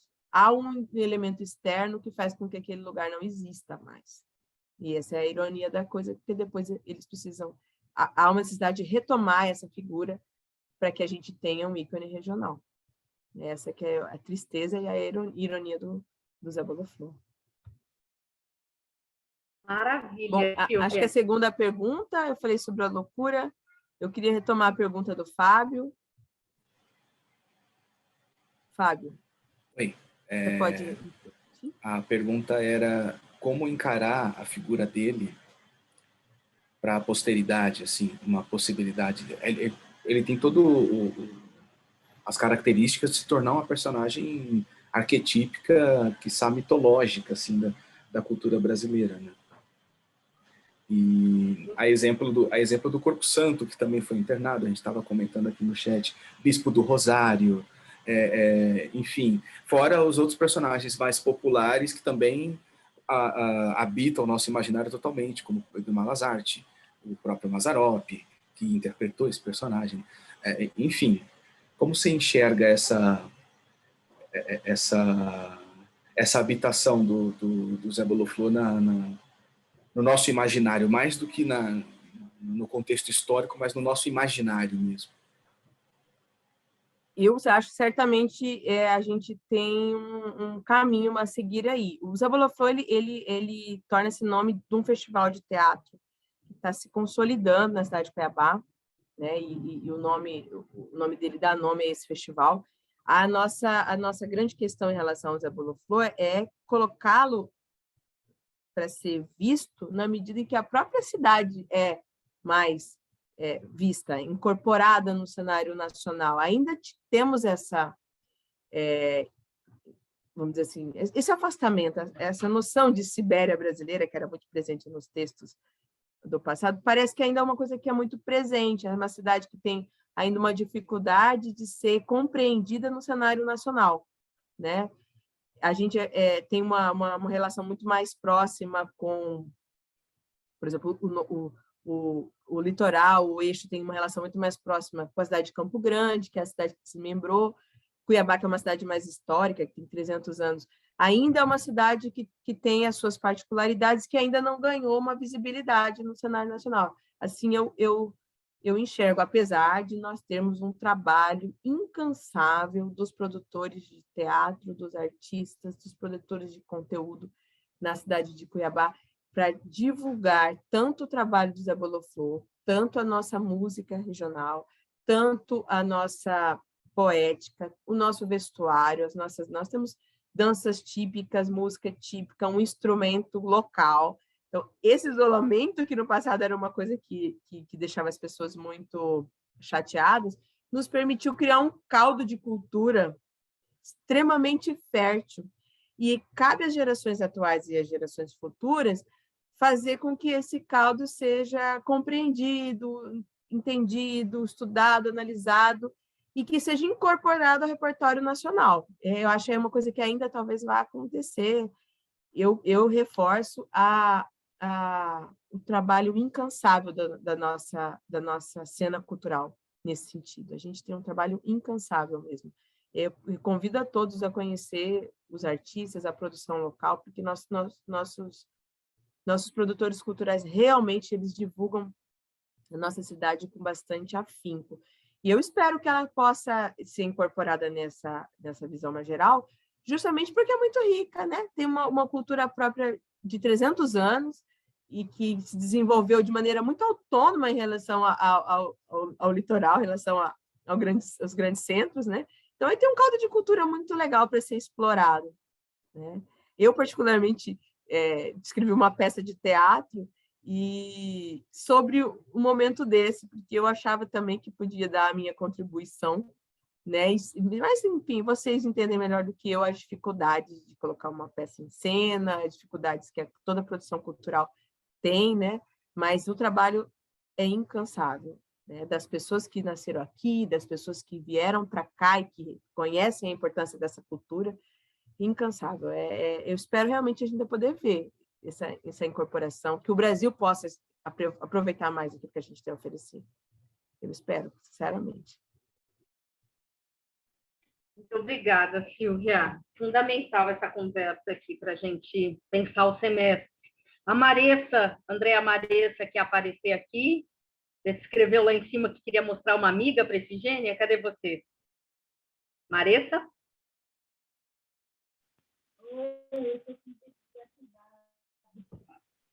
Nossa, tá ruim de te ouvir. Pronto. Oi, Maressa. Oi, me ouvem? Agora sim, super bem. Bom dia para vocês, bom dia, Silvia, bom dia, Efigênia. Eu queria mostrar uma amiga para Efigênia, não é bem uma pergunta, tá? Eu fiz uma amiga para mim, Efigênia, e eu recolhi boa parte do corpo dela, também das ruas. Será que dá para ver? Olha, já sei quem é. Ela também está vestida de lixo. Eu fiz a cabeça dela de copo. O que fez? E eu queria aproveitar a oportunidade, se for possível. O sapato dela é de latinha. Eu fiquei muito emocionada. Eu fiquei muito emocionada, Efigênia, e eu escrevi uma poesia para você. Efigênia, não sei se já te falaram, mas você é uma gênia. Queria dizer que você me fez chorar. E não é porque eu tive medo, mas é porque você me lembrou um segredo que poucos sabem. Cada bala desembalada pode virar uma história contada. Cada embalagem descartada pode entrar para uma nova jogada. Triste é quem não sabe aproveitar a vida. Louco é quem não pode escutar vozes como a sua, Efigênia. Muito obrigada. Era só isso mesmo, estou muito emocionada.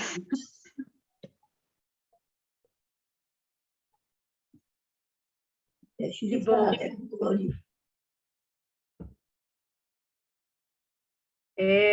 Acho que para fechar, porque o nosso tempo está encerrando, infelizmente, eu devolvo a pergunta que o Gabriel fez, Efigênia, da relação da loucura com a criação, né, que a Silvia falou um pouco agora do Zé Bolo Flor.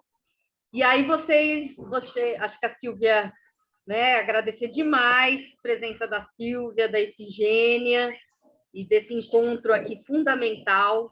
Eu acho que não à toa esse é o tema do semestre, né? Um tema extremamente pungente, como sempre, e que demais poder trocar com vocês. Então, Silvia, muitíssimo obrigada pela troca, por tudo. E a gente encerra com as palavras... Tiara vai falar. Oi, Efigênia. Eu estou propondo de encerrar com as suas palavras sobre a loucura, a criação e esse presente que você acabou de receber de uma estudante da Maressa, que fez uma poesia para você.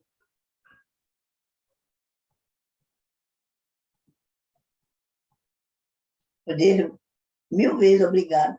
1000 vezes, muitas vezes obrigado. Porque quando eu lembro dos papéis de bala, lembra de mim, né? Lembra de mim. Quando vai chupar uma bala, alguém já põe no pé aquele papel, aquele papelzinho para poder ir Efigênia, né? Então, olha, verdade. Obrigado. Como é que chama, menina? Eu esqueci como é que a moça fez a minha poesia para mim. Andréia. Hã? Pois é. Andréia. Papel, a Helena Colori fala, papel de bala amassado, jogado no caçamento, de repente ela transforma em passo e movimento. Então, ela transforma, né? Transforma. Quando eu pego um papelzinho de bala, eu não sei, porque ela nasce, a loucura é assim, né? O louco que ele não sabe o que ele está fazendo. Quando vem a loucura, vem a lucidez. Vem a loucura, vem a lucidez da memória. Ninguém faz nada, o que faz por loucura é coisas que não é bom, por loucura, né? Você sabe como é que é o negócio, né? Aquele momento da... Eu vou falar uma palavra aí que se matam com raiva, né? Aquela coisa aí, você sabe como é que é. Esse é o momento da loucura. Talvez depois arrepende, mas já fiz. Esse é o momento da loucura. Esse é o momento que a pessoa não sabe o que está fazendo. Às vezes nem é culpa dele, né? Então, assim, ele tem que chorar um pouco. É uma loucura, né? Então, a gente vê como é que é. Então, muito obrigado por essa palestra, que não é palestra mesmo. Essa conversa boa que nós tivemos, né? Muito bom. Muito chora mesmo. Muito chora quando eu lembro da loucura que fizeram, né? Que não é para ser feito, né? Então, loucura não traz arte. Arte não traz loucura. Arte só traz lucidez e memória. E salvar o planeta. Esse que é a parte ecológica. Eu pegar um lixo aí, ó, fazer uma roupa, fazer um boneco de caixinha de leite, né? De pacote de pão. Ele fala assim, somos pandareco. Filho de campeão. Montado numa girafa. Se ela fez de garrafa, não, sou um pandareco, feito de papel, sou filho de campeão. Montado, filho de campeão. Montado numa girafa para dançar para a natureza. Se ela é feita de garrafa, isso eu não tenho certeza. Mas é outra poesia, eu não falo poesia inteira. Então, daí. Então, que bom, né? Muito obrigado, Silvio. É Silvio, né? Suzana. Hã? Suzana. Obrigado vocês terem me pegado essa pressão para me soltar tudo que estava. Ainda, ó, ficar mais amanhã, porque nasce todo dia, né? Todo dia nasce uma história. O homem traz a história dentro dele, né? O homem é a história, né? E que eu fiz assim, fazer coisas que não deu fazer é loucura. Agora, fazer coisas que nem memória disse assim, tem que fazer é lucidez, né? E criatividade. E vamos lá, geração nova. Ó, o meu último desejo que eu tenho na minha vida é quando eu ficar velhinha, já estou com 90, né? Mas eu tenho meu 90 anos, o meu último desejo que eu tenho é de ter um carro, né? E visitar os projetos iniciantes, está começando, da reciclagem, né? Da ecologia. E visitar aquelas que estão terminando, parando, que acho que não vale nada. Vale sim, por um papelzinho de bola, eu cheguei até aqui, vale a pena. Tem gente que começa, mas não vale nada, não dá dinheiro, o homem é muito como é que é? Muito capitalista. O homem só faz por dinheiro. Podia fazer muito mais o homem. Mas quando ele tem esse dinheiro, é tão difícil o dinheiro hoje, né? Então nós temos que trabalhar para, né, dar conta do pãozinho de cada dia, né? Eu estou aqui na casa do meu filho, estou morando com meu filho. Meu filho, o Geraldo, o primogênito, o primeiro filho, ele depois de 70 anos, ele deu um problema, né? Não andou mais, só de cadeira de roda. Então, ele está internado numa clínica de reabilitação, né? E daí, a gente está pagando a mensalidade dele, né? Estou pedindo a Deus que ele vive mais, né? Não é porque nós estamos, assim, tentando ajudar, porque eu cobro bem alto, né? Tentando ajudar ele, eu quero que ele vá embora. Né? Então, eu quero que ele vive, e a gente tem recursos, né? Ou novos recursos para poder ajudar ele lá. Ele só vai sair dali quando ele partir para Deus, né? Ele gostou dali. Eu estive lá 26 dias, mas eu não gostei, para mim não deu certo. Eu sou muito lúcida ali das pessoas que, né? Pessoas que não têm defesa, né? Eu com a minha alta defesa, o chefe da casa lá, Você é muito inteligente. Também me chamou de burra, né? O burro é mais inteligente que o cavalo, né? Desculpa. Pois é, então, muito obrigada, né? Eu agradeço muito de você. A outra também estava aí falando, né? E eu agradeço por todo mundo que me ajudou muito. Aí acho que eu posso ver nos meus 10 anos. Eu estou esperando ver mais 10 anos para fazer o 100, né? Então, essa coisa particular, né? Verdade mesmo. Então, arrancou de mim alguma coisa que precisava de... O mundo precisava saber. Esse Irapuaberg, e Ipacu, né? Então, eu tenho um mundo imaginário, né? A minha primeira encontro que eu fiz com o poeta foi em Nova Prata, Rio Grande do Sul, 1990 também. Daí, fiquei doente lá, aquele consultório provisório que usava, né, quando tinha encontro, tinha 800 pessoas.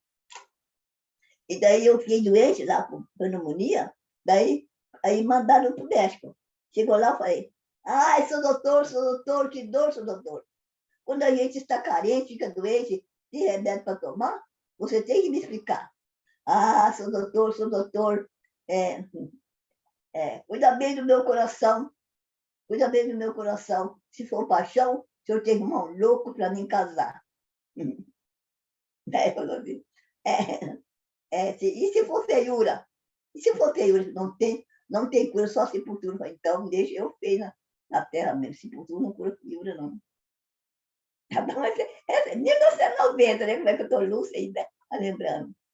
Ai, sou doutor, que dor, sou doutor. Quando a gente está carente, fica doente, tem remédio para curar, o senhor tem que me explicar. Ah, sou doutor, se for paixão, o senhor arrumar um louco para me casar, né? Que eu sou poeta. E se for feiura, ou não tem cura, é só sepultura. Ele também era poeta, o doutor. Que coisa. Na miséria. Que bom. Que bom, que maravilha esse encontro, mais uma vez. Sepultura não cura feiura, né? Mais uma vez, Silvia, muito obrigada. Você volte mais vezes, que a gente tenha mais vezes desse Muito obrigada a vocês. Obrigada por tudo. É uma delícia, uma delícia. O dia de hoje realmente vale por muitos. Obrigada por tudo. Foi realmente especial. Gênia, um prazer enorme te conhecer. Muito obrigado. Podem ligar as câmeras, vamos bater palmas assim, com som para a gente ouvir, para dar mais vida a essa distância. Muito bom. Obrigada a todos pela presença. Olha, Ifigênia, esse povo todo estava aqui assistindo. Pois é. Tá de mim que não vou dar.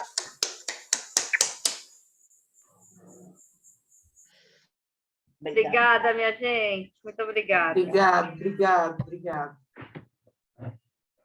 Prazer tê-las aqui na SP Escola de Teatro. Voltem.